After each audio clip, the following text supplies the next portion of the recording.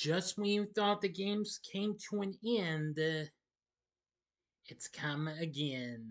But this time, a film that took place after the events of the first film and before the events of the second film.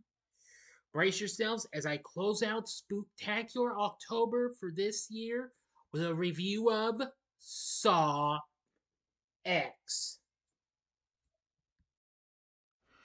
This is Big D's Entertainment Rankings and Reviews.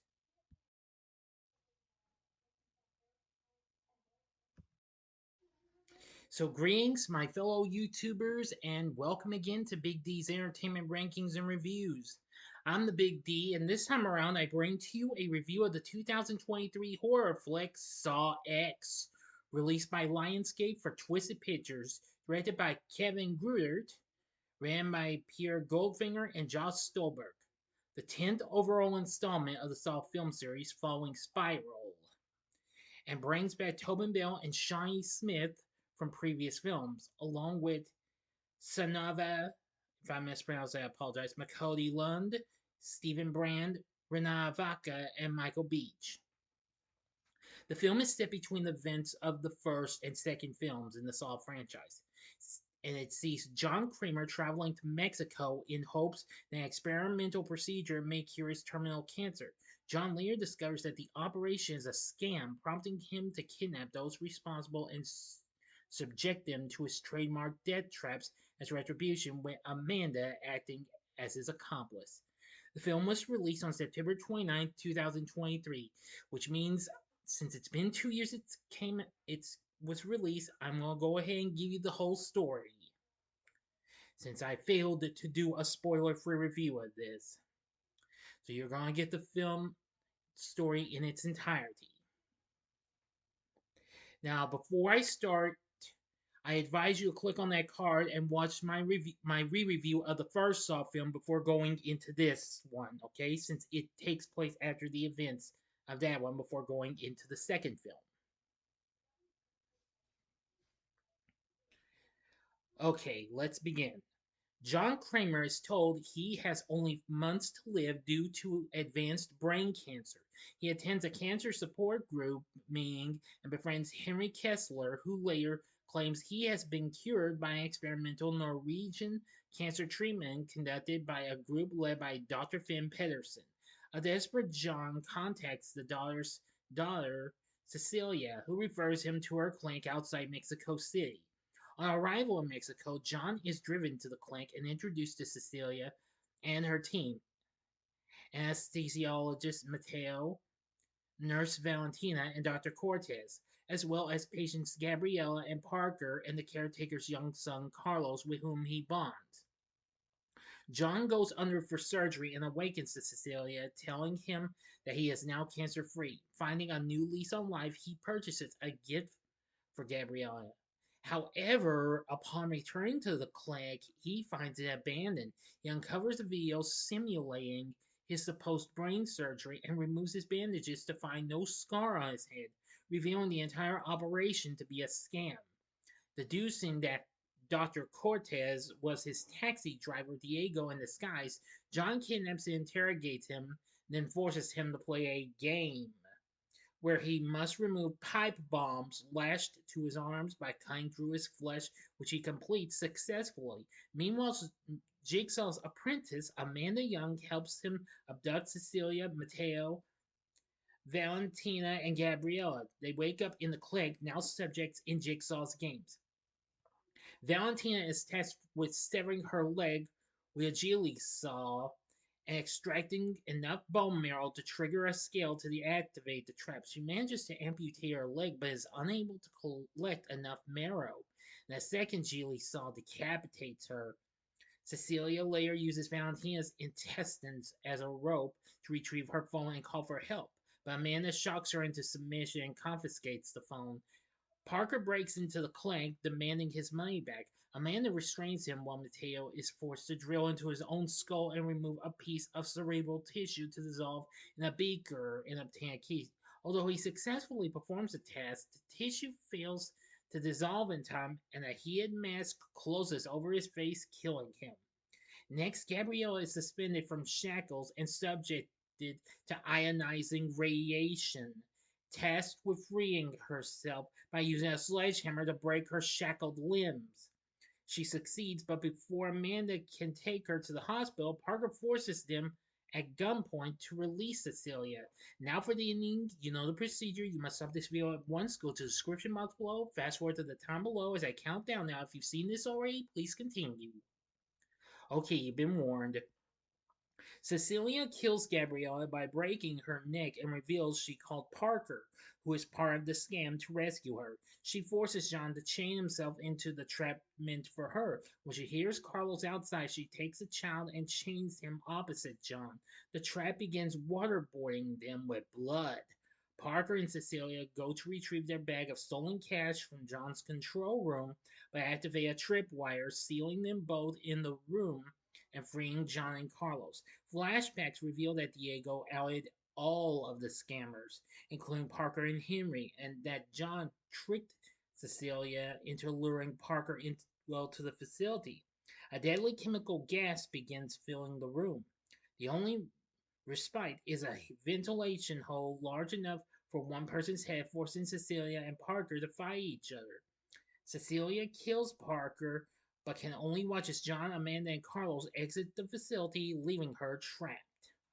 And that would be the end of the story, but however, there's a mid-credit scene, because sometime later, Henry awakens in a dilapidated bathroom with a new trap strapped to his stomach, overseen by John and Mark Hoffman.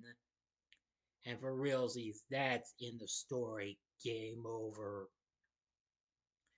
So, what did I think of Saw X? Well, I've only seen this twice, and I'm gonna say this is a big redemption for the franchise. Despite Spiral didn't do so hot, this is where the series redeems itself. And I'm gonna say it's really good. At least it made a modest amount, making over 125 million worldwide on its $13 million budget.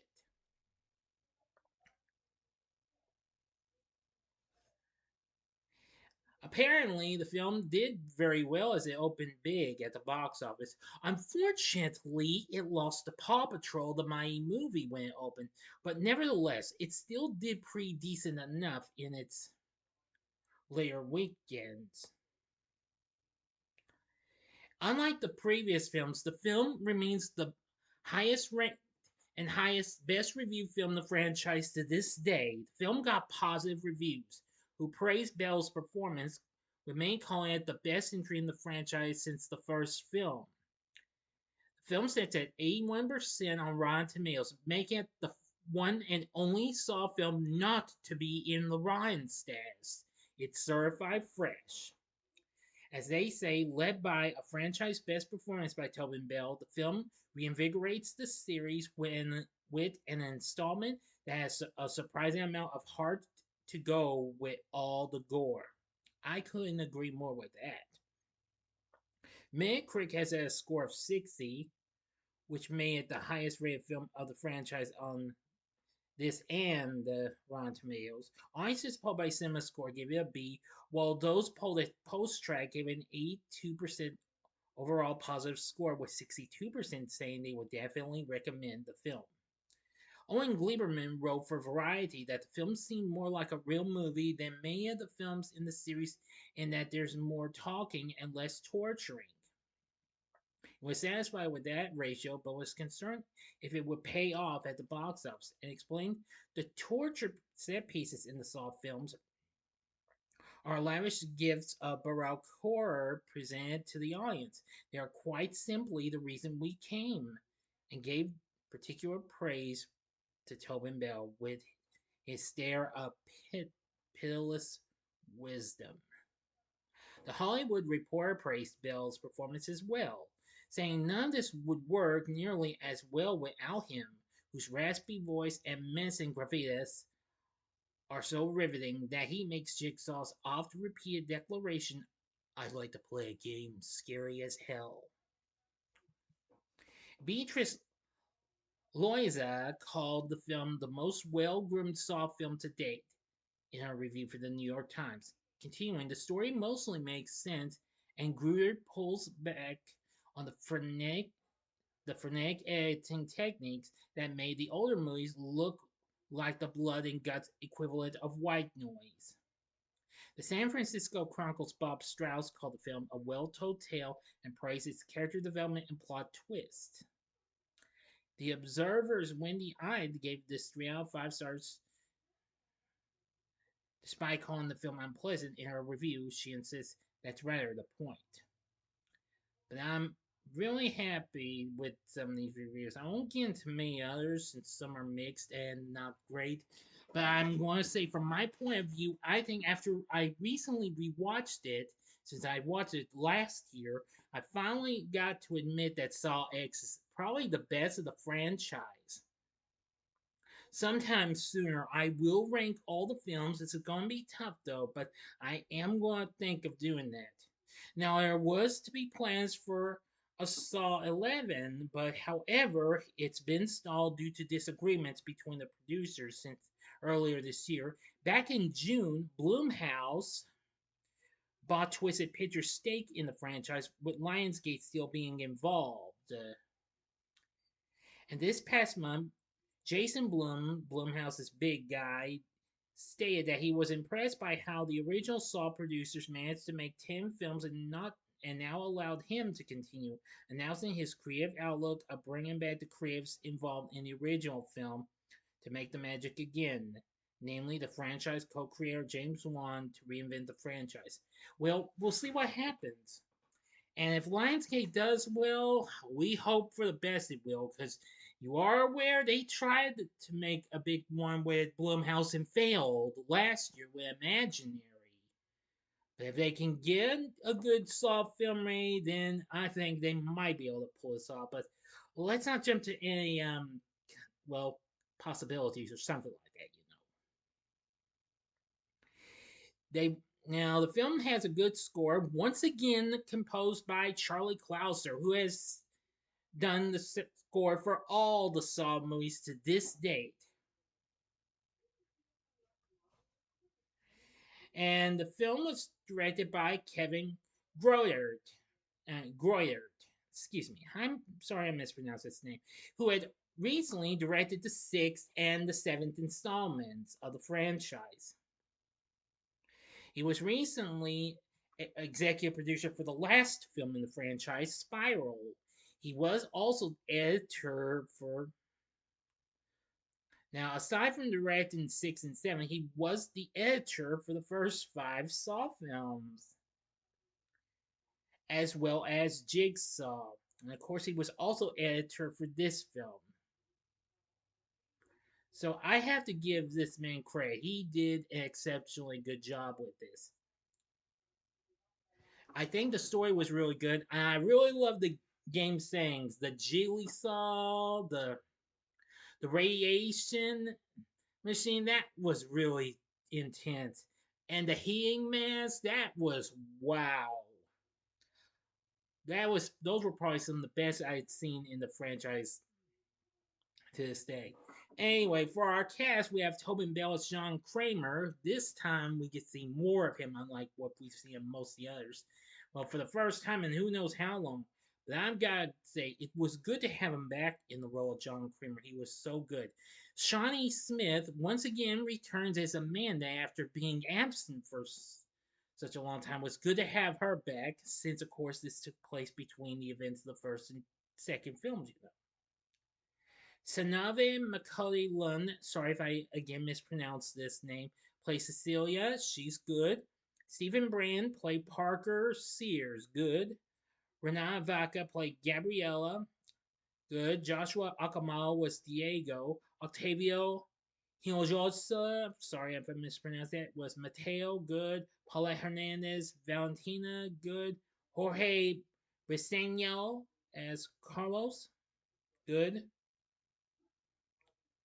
We also have special short appearances from Michael Beach as yeah we got Michael Beach.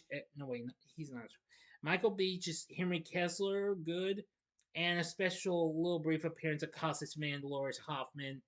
Yeah, they were all good. I think this is easily one of the best. This is easily the best Saw film that we've gotten to this day. I wish Blumhouse the best of luck with trying to rejuvenate the franchise.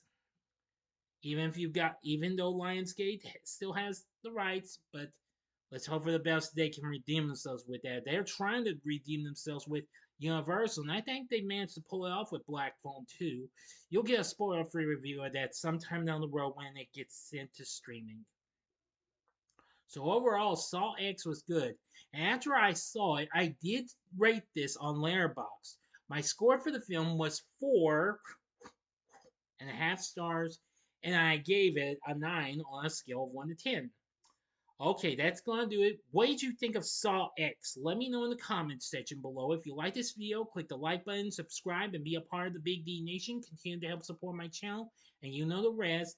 And now remember, tomorrow, no Saturday morning TV log tomorrow. I'm just taking a slight break from it, but it will return next Saturday, okay? Due to the fact that I'm going to do my schedule vid, and then possibly after that, my first time watches ranking, alright? I hope y'all understand this. Alright, so if you like this, you can check out some of these other recent horror films that have become the biggest successes of this year. In the upper left hand corner, you can check out my review of Sinners. The upper right hand corner is my review of Final Destination Bloodlines, and the bottom left hand corner is my review of Weapons, which they're all spoiler free reviews. And the bottom right hand corner is the button you can click to subscribe if you like rankings and reviews on movies, TV, music, video games, etc. Then I'm your guy. Thanks for watching. Until next time, on the Big D saying, see ya.